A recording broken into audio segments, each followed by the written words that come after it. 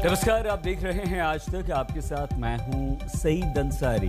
एक तरफ हमारे देश में कोरोना के नए मामले काफी कम हो रहे हैं, तो दूसरी तरफ लोगों की लापरवाही लगातार बढ़ती जा रही है और इस बीच रूप बदला डेल्टा वेरिएंट भी डर पैदा कर रहा है। डेल्टा प्लस नाम के इस वेरिएंट से पहली मौत मध्य प्रदेश में हो चुकी है। वहीं यह भी कहा जा रहा है कि नया वेरिएंट वैक्सीन और इम्यूनिटी को भी बेअसर करने की शक्ति रखता है।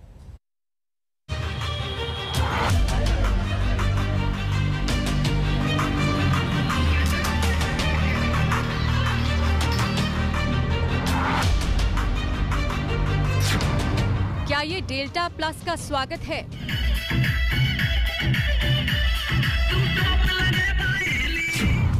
क्या ये तीसरी लहर को दावत है?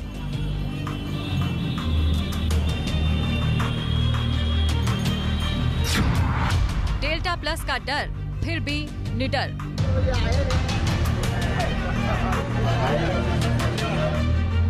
कोरोना वायरस लाइलाज है, ये सब जानते हैं, फिर भी आदत से इस कदर मजबूर हैं कि कायदे नहीं मानते हैं।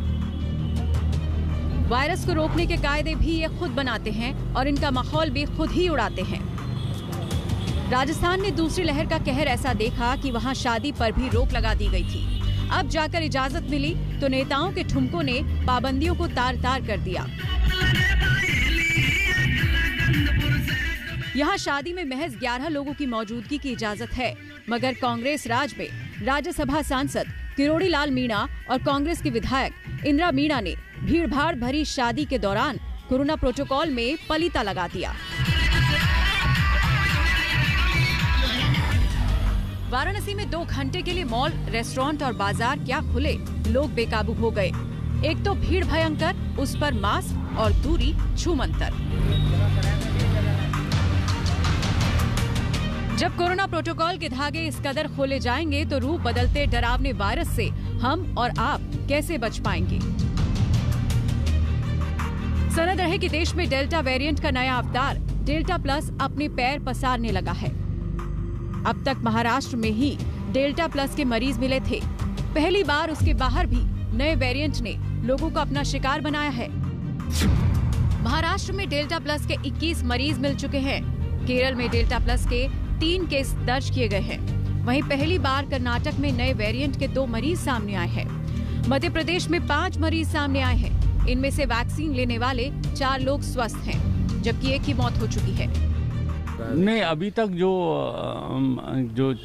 4 केस आए हैं जिन्होंने वैक्सीन लगवाई थी और वो स्वस्थ हैं, उनमें ज्यादा प्रभाव नहीं देखा गया। वैक्सीन असर कर रही है, वैक्सीन पूरा असर कर रही है सभी वेरिएंट पे। इसलिए मैं सभी से अनुरोध करना चाहता हूं कि वैक्सीन एक सेफ है, सुरक्षित है और इस कोविड महामारी के बचाव के लिए सबसे अगर कारगर उपाय है तो वैक्सीन है। उसके बाद कोविड एप्रोप्रिएट बिहेवियर, मास्क लगा कर रखना, दूरी, बाकी जो कोविड की गाइडलाइन है उसको पालन करना। फिलहाल डेल्टा प्लस के बेहद सीमित सैंपल्स की जांच की गई है। वहीं डेल्टा प्लस को लेकर वायरोलॉजिस्ट प्रोफेसर शाहिद जमील ने सावधान करने वाली बात बताई है। उनके मुताबिक इस बात का अंदेशा है कि डेल्टा प्लस वेरिएंट इम्यूनिटी और वैक्सीन के साथ साथ पहले के इन्फेक्शन से विकसित इम्यूनिटी को भी धोखा दे सकता है। प्रोफेसर जमील ने कहा कि ऐसा इसीलिए कहा जा रहा है क्योंकि डेल्टा प्लस में वो सारे लक्षण हैं जो ओरिजिनल डेल्टा वेरिएंट में थे, लेकिन इसके अलावा K417N नाम का म्यूटेशन जो दक्षिण अफ्रीका में बीटा वेरिएंट में पाया गया था, उससे भी इसके लक्षण मिलते हैं। डॉक्टर जमील कोरोना वायरस के जीनोम स्ट्रक्चर की पहचान करने वैज्ञानिक सलाहकार ग्रुप के प्रमुख थे, जिन्होंने अब इस्तीफा दे दिया है, लेकिन उनका दावा चौंकाने वाला है। उनके मुताबिक ये जानकारी सामने आ चुकी है कि बीटा वेरिएंट पर वैक्सीन का असर कम होता है। वो डेल्टा और अल्फा वेरिएंट के मुकाबले वैक्सीन को चकमा देने में ज्यादा तेज हैं। ये भी सच है कि दक्षिण अफ्रीका सरकार ने ये कहते हुए एस्ट्राजेनेका वैक्सीन की खेप वापस कर दी थी कि ये वैक्सीन वहां के वायरस वेरिएंट के खिलाफ कारगर नहीं थी। जो मॉडलिंग स्टडीज से हमें ये पता चलता है कि इसमें इन्फेक्शन करने की क्षमता ज्यादा है, तो इसको एटलीस्ट हमें नजर रखते हुए जो हम जिस तरह का प्रिवेंशन प्रोसीजर्स हम अभी कर रहे थे या अभी भी थोड़ी महीने तक हम जो स्ट्रिक्टली फॉलो कर रहे थे वो उसी स्ट्रिक्टनेस के साथ फॉलो करें हमें पता है अभी बहुत कुछ लॉकडाउन का भी खत्म हो गया है, काफी जगह पर रीओपन हुआ है, स्कूल्स कॉलेजेस के अलावा जो अभी क्लोज है, लेकिन ऑफिसेज मॉल्स वगैरह ये पब्लिक ट्रांसपोर्टेशन ये सारा कुछ ओपन अप हो गया है। तो इसके साथ साथ एक केयरलेसनेस में आ जाता है जो शायद ये कोरोना वायरस खत्म हो गया। अब मुश्किल ये है कि तमाम विवादों के बाद देश में मुफ्त वैक्सीनेशन रिकॉर्ड तोड़ रफ्तार से हो रहा है। अगर रूप बदलता वायरस वैक्सीन को बेअसर करने लगे तो इसका असर पूरी कवायद पर पड़ सकता है। वही सवाल सिर्फ वैक्सीन के बेअसर होने का नहीं, सवाल इसका भी है कि अगर कोरोना होने के बाद शरीर में पैदा हुई इम्यूनिटी डेल्टा प्लस के आगे नाकाम हो जाए तो फिर इसका क्या इलाज है? At the moment we don't know whether this is spreading faster or creating more problems or whether the disease is more severe. That we don't have that much of evidence. But this indicates that we have to be very careful. Careful in the sense, say these newer versions may escape the vaccines that we have. अब तक राहत की एक ही बात है, ऐसे प्रमाण नहीं मिले कि डेल्टा प्लस वेरिएंट अपने पिछले अवतार डेल्टा वेरिएंट के मुकाबले तेजी से फैलता है या नहीं।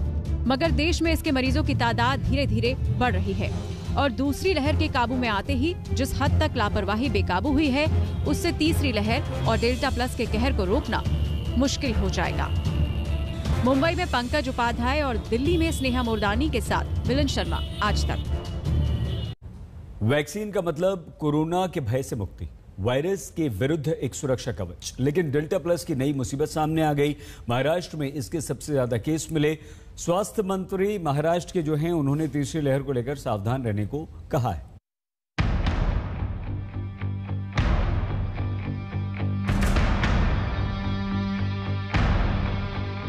कोरोना की दूसरी लहर तो थम गई, लेकिन अब एक दूसरा खतरा सिर उठाने लगा है।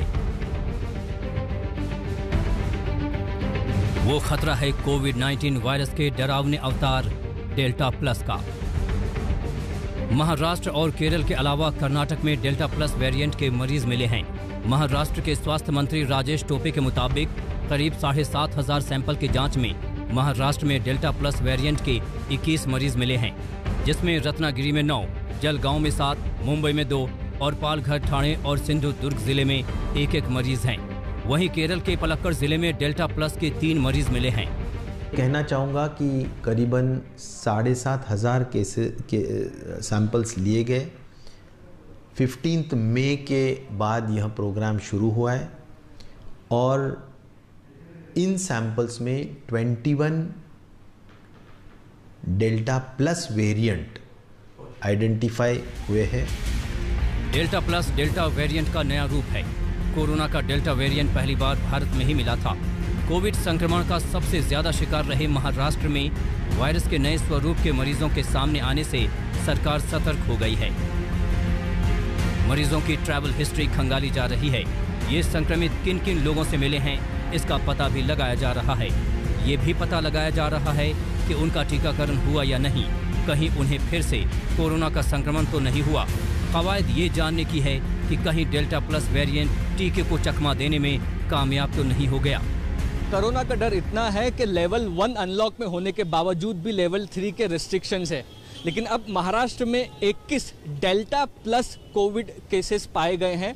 डेल्टा वेरिएंट ये पिछले सेकेंड वेव में पाया गया था। डेल्टा प्लस एक नया जीनोम सीक्वेंसिंग है जो इस पूरे वायरस में पाया गया है। अब इसमें कॉन्टैक्ट ट्रेसिंग की जा रही है। कोविड टास्क फोर्स का मानना है कि इस वायरस को, जो डेल्टा प्लस है वेरिएंट को भी सीरियसली लेना पड़ेगा। पिछले हफ्ते ही महाराष्ट्र के स्वास्थ्य मंत्रालय ने ये आशंका जताई थी कि डेल्टा प्लस वेरिएंट तीसरी लहर की वजह बन सकती है। ऐसे में सरकार ने अभी से इंतजामों पर काम शुरू कर दिया है।